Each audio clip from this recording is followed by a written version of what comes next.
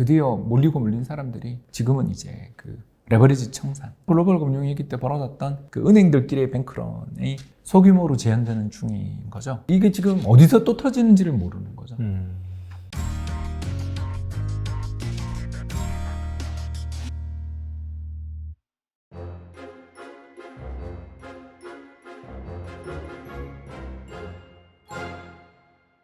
네, 홍춘욱 박사님 모셨습니다. 안녕하세요. 네, 뭐 안녕하진 못하지만 그래도 상대적으로 안녕합니다. 네. 저도 사실 뭐 인사하다 보니까 안녕하세요라고 말씀을 드리고 있지만 제 스스로가 사실 안녕하지 못하는 그런 상황이라서 화이팅! 네, 일단 파이팅 한번 하고 들어가도록 하겠습니다. 사실 뭐 인플레 계속해서 작년 한 하반기부터 본격적으로 대두가 된 것 같은데 지금까지도 이 인플레 리스크가 커지면서 이게 이제 지속되다 보니까 야 이러다가 경기 침체까지 오는 것이 아니야라는 말이 나오는데 점점 이쪽으로 좀 기우는 것 같습니다. 그렇습니다. 경기 침체 쪽으로. 그래서 이제 실제 경기 침체 가능성은 어떻게 보시는지 좀 궁금하긴 하거든요. 거의 한 50%까지 온 것 같습니다. 50%. 네, 얼마 전까지는 한 30% 정도 본다 그러고 다녔는데 한 한 3달 사이에 이제 20%가 더 올라간 게 우리 다 아는 이유죠. 그러니까 네. 3달 전에 전쟁 터졌을 때 브라운이 한 30% 되는 것 같다. 이렇게 봤던 이유는 당연히 국제유가가 오르고 뭐 이런 충격들이 벌어질 거라는 것. 그리고 이 불확실성 속에서 사람들이 좀 어떻게 보면 투자에서 좀 이렇게 도망가는 네. 그런 일들이 나올 거라고 생각해서 한 30%를 봤다면 이제 거기서 20%가 더해진 건 일단 전 바이든 정부가 이렇게 무능할 줄은 몰랐던 것 같아요. 일단 위기를 겪어봐야 유능한지 아닌지를 알 수 있는 것 같아요. 그렇죠. 네. 그래서 뭐 이번에 석유 메이저 기업들이 돈 많이 벌었다고 세금 내라 그러는 거 보고서 네. 아니 지금 원유를 생산해서 오일 쇼크를 지금 진정을 시키려면 석유 회사들이 돈을 많이 벌어야 투자를 할 거 아닙니까? 그렇죠, 맞아요. 네. 또 고용도 할 거고. 네. 그래서 미국의 셰일 오일 산업이 한때 한 20만 명 고용했었는데 코로나 팬데믹 때 보니까 11만 명까지 줄었더라고요. 그 사람들 다시 뽑으려면 지금 전부 뭐 딴 거 하고 있을 텐데 그렇지 않습니까? 엔지니어들이 그렇죠. 네. 좀 다른 일 하고 있을 텐데 그 사람들 다시 셰일 오일 생산으로 데리고 오려면 돈을 더 줘야 될 거 아니에요. 게다가 지난 3년 동안 에너지 기업들이 얼마나 힘들었어요. 유가가 마이너스 30불이었는데 맞아요. 네. 예, 그러면서 배당도 잘 못 주고 막 그러면서 주가 폭락하고 그랬었다가 이제 좀 이익 나는데 주주한테 보상은 안 하고 그거 투자한다 그러면 주주들이 가만히 있겠어요?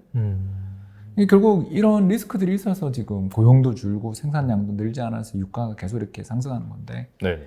이걸 해결하는 방법은 셰일 오일 기업들한테 인센티브를 줘야 생산을 할 거 아닙니까? 근데 네. 거기다 대놓고 세금을 때리겠다 뭐 그러면 이게 뭐 죄송합니다만 진짜 후보급인 거죠. 대공황이 발생했는데 사람들이 그동안 방만했던 태도를 교정해야 된다고. 지금 죽을 것 같은데 불 다 끝 다음에 혼을 내면 안 되냐 이거죠. 그렇지 않습니까? 경제에 불이 났는데 왜 이렇게 불 관리를 세심하게 하지 못했고 왜 집들을 이렇게 다닥다닥 지어놨고 왜 목재로 지어내 이런 소리 하는 서방관을 보는 기분인 거죠. 그래서 정말 살다가 하딩이나 후보급을 또 보내. 이게 미국 역사상 워스트 탑2인데 예, 뭐 하딩하고 후보가 유명합니다, 여러분. 아무튼 뭐 전 역사 쪽이니까 네네.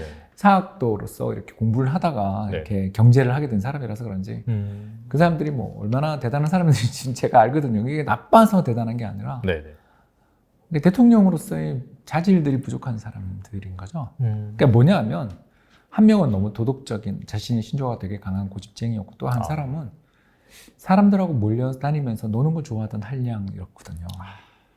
그러니까 그런 사람들이 대통령을 하면 좀 곤란해지죠.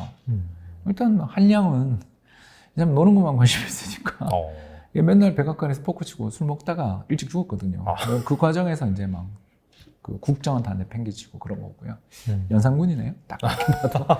또 한 사람은 이제 고집만 엄청 세고서 뭐 절대 나는 뭐 타협 없어 이러니까 인조 같은 레벨이죠. 그러니까 이런 사람들 욕심은 많고 그런 사람들이 대통령 되면 국민이 고통받는데 이번에 이제 또 한 명이 추가되는 것 같아요. 그러니까 경제학 공부를 80목도로 어떻게 그렇게 안 할 수 있는가? 수요와 공급에 의해서 유가는 움직이는데 그렇죠. 그걸 내버려두고 세상에 저 세금 올려서 저 에너지 기업들에게 벌칙성 세금을 올려서 혼을 내겠다. 너네가 그렇게 마진을 많이 내는 게 나쁜 일 아니야. 이렇게 이야기해버리면 자본주의를 부인하는 거죠. 파퓰리즘이라고 우리가 부르는 그런 거죠. 트럼프도 마음에 안 들었는데 와 세상에 어떻게 서로 이렇게 미워하다가 닮는다고 트럼프보다 더한 사람을 네. 이렇게 보게 된 거죠. 여기다가 또 시진핑이 여러분 정말 제가 묻고 싶은데 봉쇄하면 안 걸려요? 그렇지 않습니까? 고통만 길어지죠. 네, 사실. 그냥 네. 백신을 열심히 맞추고 걸린 사람들 나오지 마라 이렇게 하고서 사람은 먹고 살아야지. 그렇지 않습니까? 그리고 또 우리나라가 2020년 코로나 걸렸던 사람들의 사망률에 비해서 올해 우리 한국의 사망률이 우리도 하루에 몇십만 명씩 걸리고 그랬지만 맞아요. 사망자의 숫자를 비교해 보면 2020년에 이탈리아나 유럽 쪽에서 발생했던 사망자 수와 한국의 사망자 수는 하늘과 땅 차이잖아요. 왜 그러냐 하면 백신 때문이잖아요. 그렇지 않습니까? 아니, 맞아요. 뭐 우리가 또 대비를 잘했던가. 네. 근데 대비를 잘한 것 같지는 않고 네. 백신 덕이라고 볼 수 있잖아요. 네. 아니면 뭐 옛날에 나왔던 알파 백신이 오미크론에 와서 약해졌다던가. 근데 그것도 논란이 있더라고요. 아무튼 제가 하고 싶은 이야기가 뭐냐면 과학적으로 어느 정도 컨센서스가 이루어져 있는 거에 대해서 나몰라라 그러면서 봉쇄하는 지도자가 또 우리나라 옆에 있단 말이에요. 그러니까 그 결과가 갑자기 뭐 안정되던 중고차 값이랑 뭐 제품 가격이 또 상하이 봉쇄, 뭐 베이징 봉쇄하면서 또 급등했고 여기다가 유가를 좀 떨어뜨리려면 미국이 증산해 주는 수밖에 없다는 거 다 아는데 네.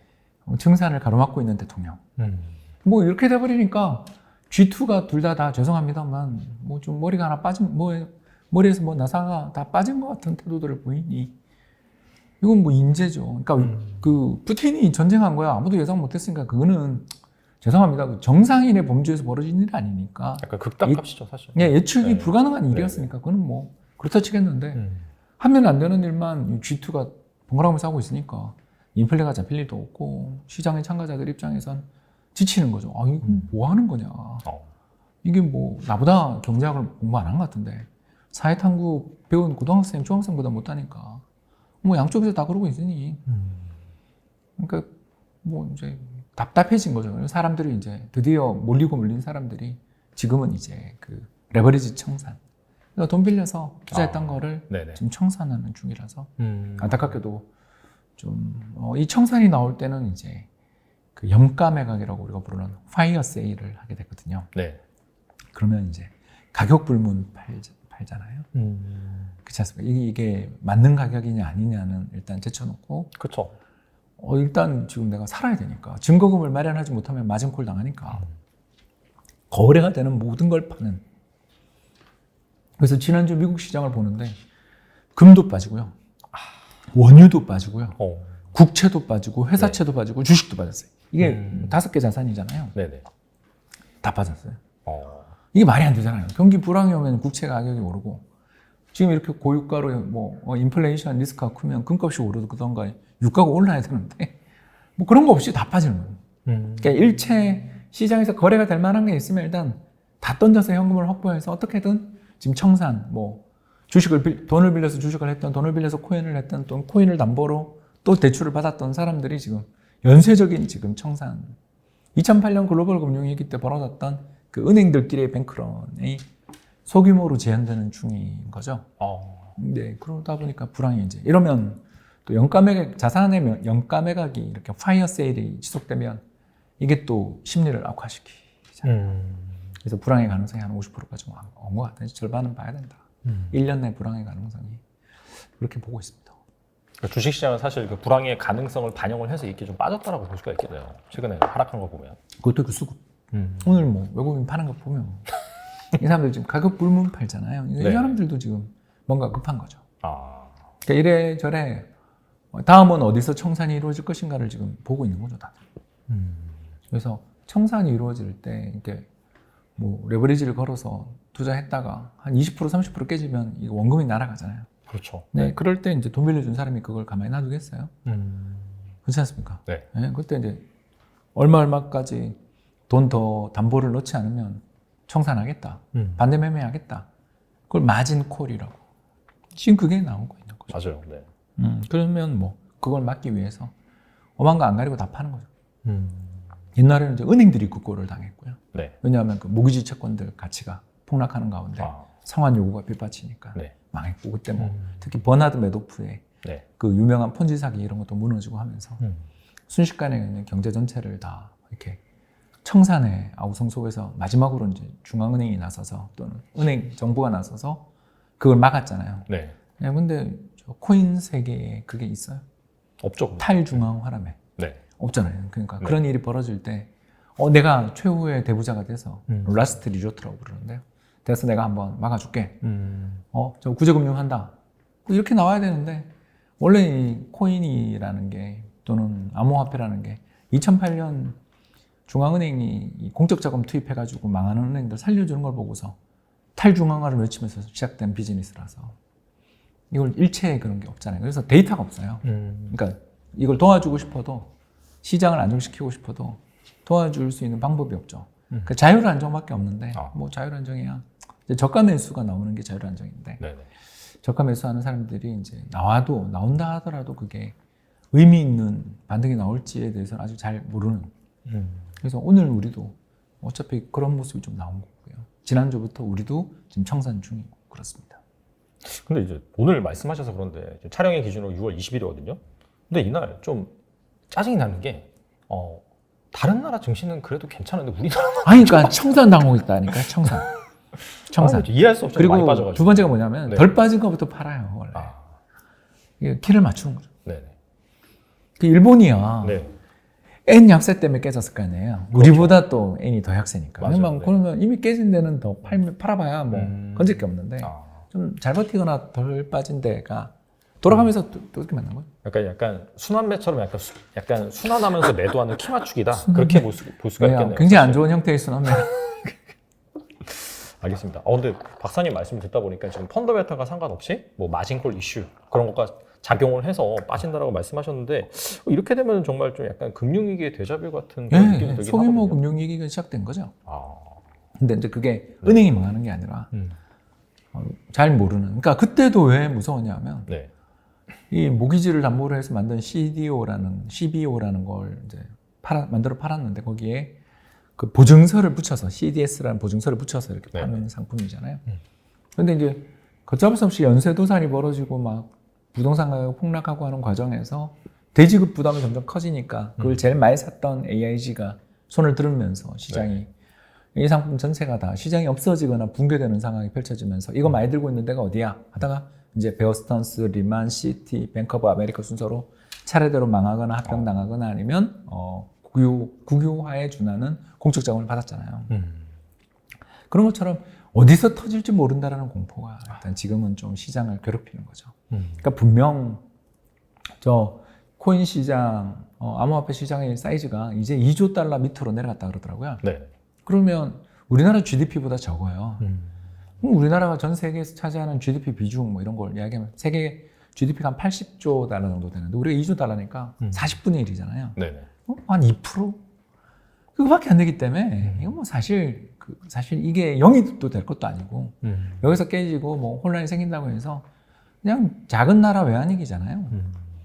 그런 정도라서 심리적 충격은 있지만 막아낼 수가 있는데 언노운이라고 우리가 모르고 있는 것조차 모르는 데서 터질 수 있다라는 그런 공포가 왜냐하면 데이터가 없고 통계가 없으니까. 그러니까 이게 지금 어디서 또 터지는지를 모르는 거죠. 그래서 뭐 이번에 사태가 사실 루나 사태에서 시작됐잖아요. 그쵸. 네. 그게 뭐 또 다른 스테이블 코인 하다가 이번에 이더리움을 또 매개로 한 디파이 막 이야기는 나오는데 그게 얼마하고 누가 갖고 있으며 그런 거 없잖아요. 왜냐하면 알 수가 없죠. 왜냐하면 이제 암호화돼 있으니까. 그러니까 이제 누구를 도와줄 수도 없고 이 사람이 왜 이런 짓을 하는지도 서로 몰라요. 그러니까 그게 되게 공포잖아요. 어둠 속에 숨어 있는 칼이잖아요. 그래서 뭐 깜깜한 골목길을 가야 되는데 갑자기 누가 튀어나올지 모른다는 공포가 있으면 골목길 들어가기 싫잖아요. 그렇죠. 그렇지 않습니까? 네네. 공부장 차라리 밖에 나가서 해 뜰 때까지 어디 여인숙이나 요강 가서 자는 게 낫지. 이해되시나요? 네. 그러니까 저가 매수가 들어오기 어렵다는 이야기를 이렇게 애둘러 이야기를 했습니다. 그게 이제 지금 공포인 거죠. 과거랑 비교했을 때 이 크립토 시장이 새로 추가된 상황에서 여기서도 이제 알 수 없는 공포, 디레버리징이 일어나다 보니까 약간 연쇄적으로 더 좀 악순환이 되는 것 같아요. 말씀 들어보니까. 심리가 일단 꺾였잖아요. 그렇죠. 그래서 네. 그 미국의 소비자 심리 지수 이런 것들 보면 뚝뚝 떨어지는 게 아마 그 응답자들의 상당수가 청산되고 있거나 거기에 어떤 희망을 걸고 있었던 분들이 고통을 받으니까 그러니까 경기는 아직 안 꺾였는데 심리가 그렇게 왕창 박살난 거 보면 이 개개인들 사이에서는 상당히 많이 했지 않냐. 우리만 해도 뭐 600만이라며요. 맞아요. 네. 그러면 뭐 세계적으로 뭐 몇 억이 될 거 아닙니까? 한국이 600만인데. 그러니까 그런 사람들이 어디서 어떤 행태로 지금 이제 고통을 받고 있고 또 누군가가 레버리지를 어떤 식으로 썼는지에 대한 것이 모르니까 무서운 거죠. 이게 여기서 끝날 거냐? 아니다. 더 간다. 뭐 여기가 채굴하는 어떤 네.